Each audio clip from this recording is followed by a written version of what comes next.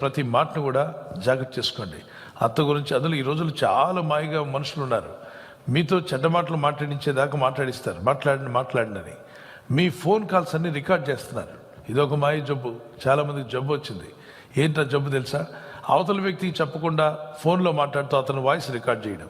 అతను వాయిస్ అంతా పట్టుకున్నానండి. నువ్వేమైనా డిటెక్టివా, లేకపోతే నువ్వేమన్నా ఇంటెలిజెంట్వా, ప్రపంచంలో నువ్వేమైనా సాధించబోతున్నావు, నీ పేరు గిన్నిస్ బుక్ ఎక్కబోతుందా?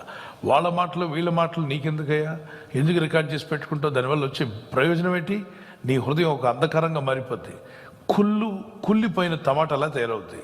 కుళ్ళిపోయిన టమాటాని ఎప్పుడైనా చూసావా? అలా తయారవుద్ది. ఎందుకంటే వాళ్ళు ఏవో మాట్లాడారు, వాళ్ళ దోషాలన్నీ తెచ్చి నీ ఇంటి మీద పెట్టుకున్నా. అంటే ప్రతి ఇంట్లో ఉన్న చెత్త మీ ఇంట్లోకి తెచ్చేసుకుంటే ఏమవుతుంది చెప్పండి?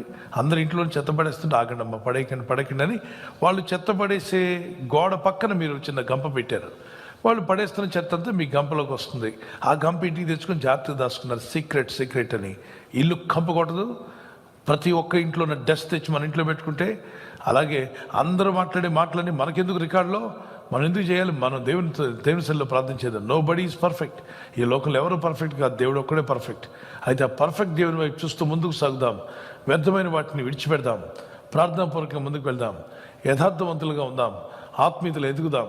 దేవుని చిత్తాన్ని నెరవేరుద్దాం. ఎంతమంది ఆశపడుతున్నారు, నా హృదయాన్ని కాచుకుంటాను ప్రభా అని వారి చేతిని పైకెత్తగలరా? హృదయాన్ని, మనస్సును, మాటలను, వీటన్నిటిని కలిపి హృదయం అన్నాడు దేవుడు. అన్నిటికంటే ముఖ్యంగా హృదయాన్ని కాచుకో, ఎందుకంటే నీ హృదయంలో జీవదారులు ప్రవహించును.